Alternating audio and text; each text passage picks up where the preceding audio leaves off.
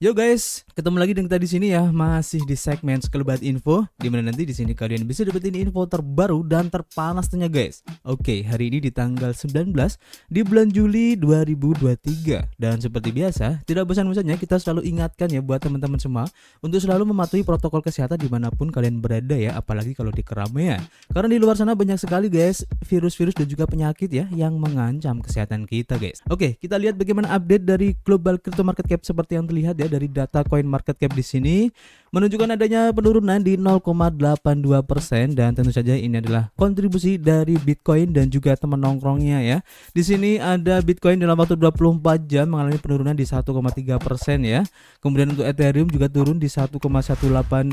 Kemudian untuk XRP masih hijau ya. Ini menunjukkan bahwa optimisme untuk XRP ini cukup bagus dari para investor dan mengalami kenaikan dalam waktu 24 jam ini sebesar 4,3% guys. Kemudian untuk BNB masih merah di 2,4%. Kemudian untuk Cardano juga masih merah ya di 1,2%, disusul oleh Solana turunnya cukup lumayan di 5,2%. Dogecoin juga turun di 2%. Tron, Polygon, Litecoin dan Polkadot juga turun guys, masing-masing di 5%, 0,7% dan juga 3,4%.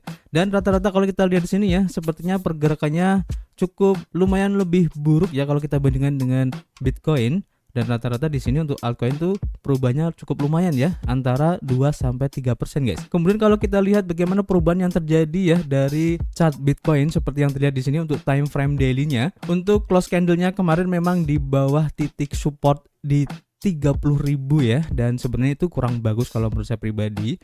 Tapi kalau kita lihat sekarang setelah close candle dan ganti untuk candle baru hari ini langsung menunjukkan adanya kenaikan guys. Semoga aja untuk skenario-nya ini akan mengulang di support sebelumnya ya, seperti di tanggal 6 Juli kemarin di mana sempat turun kemudian setelah close candle kemudian berganti candle dan hari berikutnya langsung hijau guys. Dan kita doakan aja semoga di 30.000 ini masih menjadi titik support yang kuat. Dan memang ya sebenarnya masih bisa dibilang tuh sentimen positif untuk Bitcoin ini masih besar, dan sepertinya ya kalau ada penurunan kayak gini adalah perilaku dari taking profit beberapa investor ya, baik retail maupun beberapa yang mempunyai aset besar ya, tapi tidak terlalu signifikan guys, dan beberapa yang terpengaruh oleh FOMO yang terjadi ya. Karena kalau kita lihat beberapa informasi hari ini juga masih cukup bagus untuk Bitcoin.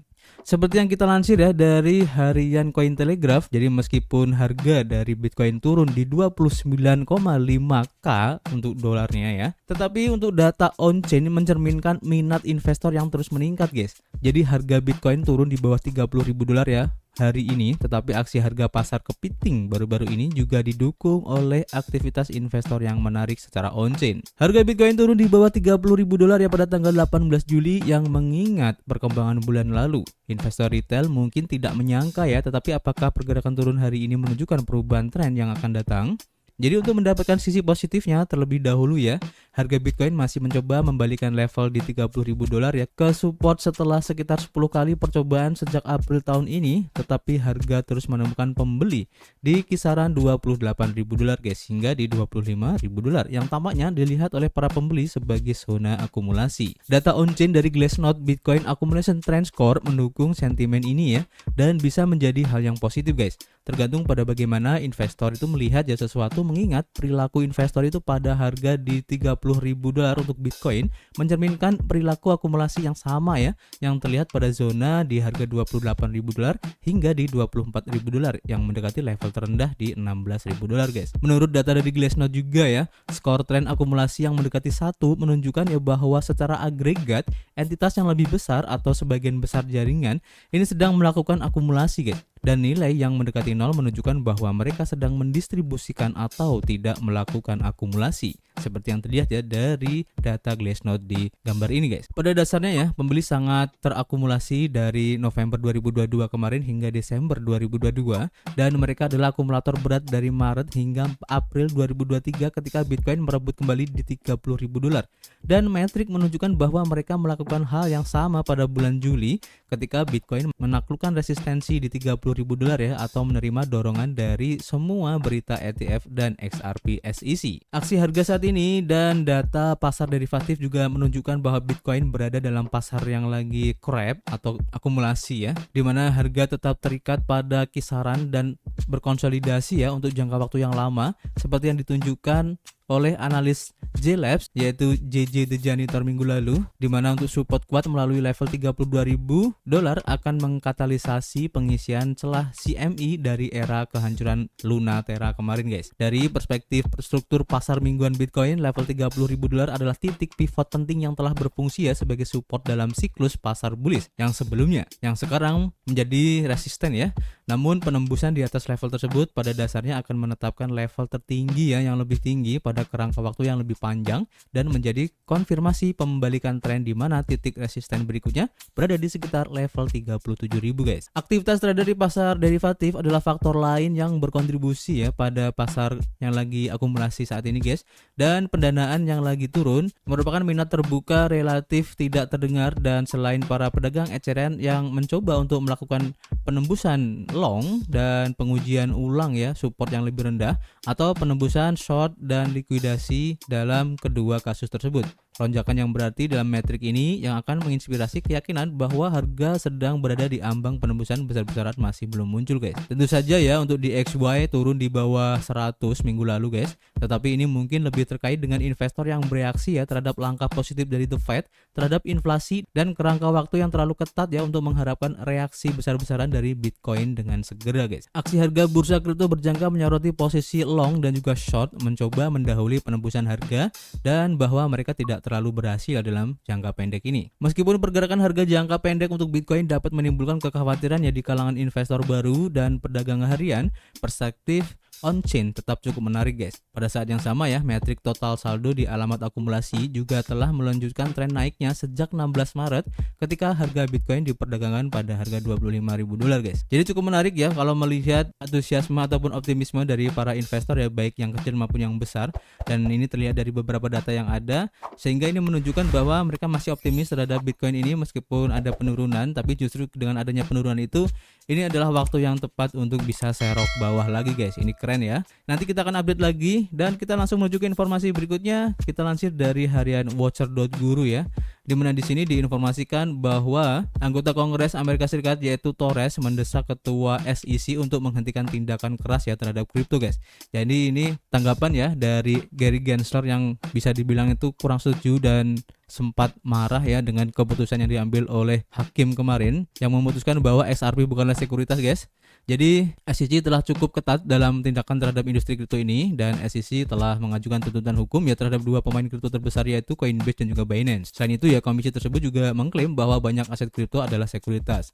Tindakan SEC dan Gary Gensler ini mendapat reaksi keras dari komunitas kripto guys. Namun anggota Kongres Amerika Serikat Richie Torres meminta ketua SEC Gary Gensler untuk menghentikan serangannya ya terhadap kripto dalam salah satu suratnya baru-baru ini kepada komisi tersebut. Anggota Kongres Torres telah menanyakan dalam suratnya apakah SEC berencana untuk menilai kembali serangan peraturan terhadap kripto, dan surat itu muncul setelah SEC kalah ya dalam gugatan terhadap Ripple ketika hakim memutuskan bahwa XRP bukanlah sekuritas guys. Jadi anggota Kongres Bronx juga menulis dalam surat itu bahwa SEC dengan ceroboh menerapkan tes Howey, dan bahwa putusan itu menggambarkan kembalinya penerapan yang ketat. Menyusul keputusan hakim federal yang mengkategorikan transaksi aset digital tertentu ya di luar cakupan peraturan agensi, anggota Kongres Torres menyebutkan dalam surat kepada Gensler bahwa keputusan tersebut mengindikasikan ya bahwa aset kripto meskipun tidak dianggap sebagai sekuritas dapat dimasukkan dalam kontrak investasi yang diklasifikasikan sebagai sekuritas. Surat tersebut juga menyoroti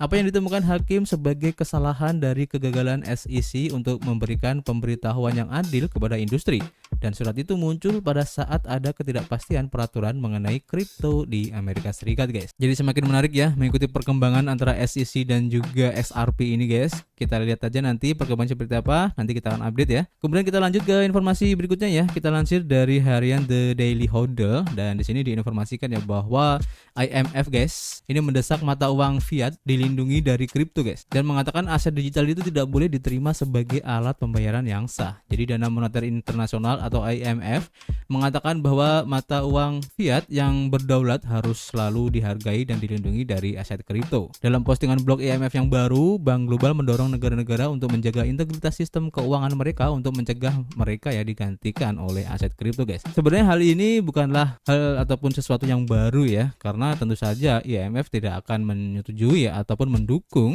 dengan adanya kripto untuk menggantikan mata uang fiat ya, karena seperti yang kalian tahu sendiri ya, IMF ini adalah Dana Moneter Internasional dan dananya yang digunakan adalah menggunakan uang fiat. Jadi ya pasti mereka tidak setuju dengan perkembangan kripto saat ini guys ya. Jadi wajar lah kalau IMF ini tidak setuju. Tapi ini bukanlah sesuatu yang baru dan sudah beberapa kali ya mereka menentukan sikap untuk kripto ini guys, dan tampaknya tidak terlalu berefek juga ya. Dan kita lanjut ke informasi berikutnya, kita lansir dari Watcher.guru ya. Dan di sini diinformasikan bahwa Presiden Rusia guys yaitu Vladimir Putin ini akan ditangkap di KTT BRICS. Nah, ini menarik juga ya. Jadi terlepas dari pentingnya acara ini, pertanyaan yang sedang berlangsung tentang apakah Presiden Rusia Vladimir Putin dapat ditangkap guys di KTT BRICS yang telah mendominasi diskusi. Kini Presiden Amerika Selatan Cyril Ramaphosa juga telah berbicara mengenai implikasi dari penangkapan pemimpin Rusia tersebut. KTT yang akan datang akan menjadi ajang diskusi kritis mengenai mata uang alternatif dan pedoman ekspansi blok ini. Selain itu ya, KTT ini kemungkinan akan menjadi peristiwa penting yang menentukan arah blok tersebut. Namun apa yang terjadi dengan Presiden Rusia adalah yang paling penting pada saat ini guys. Jadi sekarang dengan acara yang tinggal beberapa minggu lagi ya, pertanyaan tentang apakah Presiden Rusia Vladimir Putin dapat ditangkap pada KTT BRICS menjadi sama pentingnya ya dengan sebelumnya. Selain itu, Reuters melaporkan bahwa Ramaphosa meminta izin ya dari Pengadilan Kriminal Internasional atau ICC untuk dibebaskan dari pemberlakuan surat perintah tersebut. Menurut Bloomberg, Presiden Afrika Selatan Cyril Ramaphosa mengatakan bahwa menangkap Putin pada KTT mendatang akan menjadi sebuah deklarasi perang. Namun hal ini menambah masalah yang sedang berlangsung ya tentang apakah negara tersebut akan menindaklanjuti surat perintah penangkapan ICC atau tidak. Surat perintah yang harus dipenuhi oleh negara sebagai penandatanganan organisasi tersebut. Ramaphosa mencatat implikasi dari penangkapan tersebut ya dan apa artinya bagi negara. Pernyataan tersebut dicatat dalam pengajuan pengadilan ya yang diterbitkan pada hari Selasa dan secara khusus sebagai tanggapan terhadap aliansi demokratik yang mendesak negara itu untuk menangkap pemimpin Rusia tersebut. Perkembangan ini sangat penting ya bagi KTT karena implikasinya guys. Selanjutnya, Ramaphosa juga dilaporkan telah memulai proses di ICC di bawah pasal 97. Selain itu, pasal tersebut menyatakan ya bahwa sebuah negara dapat memohon untuk tidak melakukan penangkapan dalam keadaan tertentu, khususnya karena potensi implikasi dari tindakan tersebut guys. Ini cukup menarik ya, dan kita lihat aja apakah nanti pada KTT BRICS yang kalau nggak salah akan dilaksanakan di bulan Agustus mendatang dan itu tidak lama lagi guys, dan tentu saja nanti memang efek dari KTT BRICS ini akan sangat signifikan banget dan itu juga akan menentukan apakah nanti BRICS akan benar-benar mengeluarkan mata uangnya sendiri. Ini cukup menarik guys untuk diikuti, nanti kita akan update lagi. Dan kita lanjut ke informasi berikutnya. Kita lansir dari harian bitcoin.com dan di sini diinformasikan bahwa Binance ini mengintegrasikan setoran ataupun deposit dan penarikan atau withdraw dengan jaringan Lightning guys. Nah, ini menarik ya. Binance baru-baru ini mengumumkan penyelesaian integrasi Lightning Network, sebuah lapisan penskalaan untuk blockchain Bitcoin. Dan pertukaran menginformasikan tentang kemampuan baru ini pada tanggal 17 Juli kemarin guys. Menjelaskan bahwa pengguna sekarang itu dapat menyetor ataupun deposit dan juga withdraw untuk Bitcoin dari Binance menggunakan opsi baru ini guys. Nah, ini keren ya. Jadi Lightning Network memungkinkan pengguna untuk mempercepat kecepatan transaksi mereka ya dari dan ke bursa, mengingat tidak perlu menunggu transaksi seperti ketika menggunakan Bitcoin di lapisan dasarnya. Selain itu ya, biaya untuk transaksi Lightning Network lebih murah daripada transaksi berbasis layer 1. Perbedaan ini terutama terlihat pada saat terjadi kemacetan tinggi ya pada lapisan dasar untuk Bitcoin. Untuk deposit, bursa ini menerima transaksi mulai dari 0,00001 Bitcoin atau sekitar 0,3 dolar hingga 0,05 Bitcoin atau sekitar 1.510 dolar. Untuk menarik Bitcoin, Binance akan memungut biaya jaringan sebesar 0,000002 Bitcoin atau kurang dari 10 sen per transaksi guys. Binance mengumumkan bahwa mereka sedang bekerja ya untuk memasukkan kemampuan Lightning Network pada platformnya pada bulan Mei, dan ketika bursa harus menghentikan sementara penarikan Bitcoin dalam periode kemacetan jaringan yang disebabkan oleh munculnya protokol berbasis Bitcoin yang dikenal sebagai Ordinals, yang memungkinkan pengguna untuk menuliskan data sewenang-wenang ya pada blockchain Bitcoin. Dan untuk mencegah terulangnya hal serupa di masa depan, biaya kami telah disesuaikan. Kami akan terus memantau aktivitas on-chain dan menyesuaikannya jika diperlukan. Tim kami juga telah bekerja ya untuk mengaktifkan penarikan Bitcoin Lightning Network yang akan membantu dalam situasi seperti itu guys. Pernyataan dari Binance. Pada bulan Juni, Binance mengonfirmasi bahwa mereka masih mengupayakan integrasi setelah beberapa pengguna melihat adanya node Lightning yang terkait dengan bursa.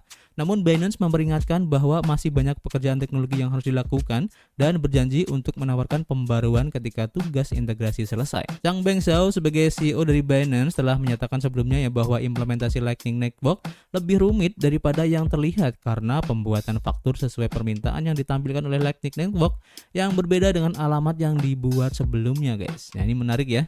Jadi kita tunggu aja kira-kira apakah hal ini akan bisa membuat Binance kembali naik ya setelah beberapa minggu ke belakang ini kayaknya Binance ataupun koinnya sendiri yaitu BNB ini mendapatkan tekanan yang cukup besar juga ya, sehingga belum terlihat adanya kenaikan yang cukup signifikan. Dan kita doakan aja semoga dengan integrasi Lightning Network ini akan sangat berpengaruh ya untuk token dari BNB ini guys. Ini akan menarik untuk diikuti. Dan kita lanjut ke informasi berikutnya masih dari bitcoin.com, di mana di sini diinformasikan ya bahwa Polygon Labs ini meluncurkan token POL Hyper Productive yang siap menggantikan Matic dan meningkatkan imbalan ekosistem. Nah ini menarik ya. Polygon Labs memperkenalkan token multiguna bernama POL pada 13 Juli 2023 setelah merilis buku putih atau white paper tentang masalah ini oleh sekelompok pendiri dan juga peneliti dari Polygon. Buku putih atau white paper tersebut menguraikan peran dari token POL sebagai penerus potensial untuk token Matic yang menjadi alat pentingnya dalam mendorong pertumbuhan dan kolaborasi dalam ekosistem Polygon. Salah satu keuntungan signifikan dari token POL ini adalah bahwa para stakeholder akan memiliki kesempatan ya untuk mengakumulasi hadiah ataupun reward di token POL serta dari jaringan Polygon sentris lainnya. Digambarkan sebagai mata uang digital yang sangat produktif, token POL juga memiliki kemampuan untuk memvalidasi banyak blockchain guys. Menurut sebuah postingan blog oleh Polygon Labs tentang tokenomics dari token POL. Untuk menarik lebih banyak invalidator, beberapa rantai Polygon dapat memilih untuk memperkenalkan hadiah tambahan, tulis postingan tersebut. Dan imbalan ini dapat berupa token apapun termasuk tetapi tidak terbatas pada token POL, stablecoin atau token asli dari rantai Polygon tersebut. Jika mendapat persetujuan, maka pasokan untuk token POL siap untuk menyamai 10 miliar dari token Matic dan pengguna dapat menukar Matic dengan POL dengan rasio 1:1 guys. Selain itu ya, tim mengumumkan emisi untuk token POL secara teratur sebagai sarana untuk membiayai perbendaharaan komunitas yang bertujuan untuk mendorong pengembangan protokol, mempromosikan penelitian protokol, mendistribusikan hibah ekosistem, dan mendorong insentif adopsi. Perbendaharaan komunitas harus diatur oleh komunitas Polygon melalui proses tata kelola yang disepakati, tulis postingan blog tersebut guys.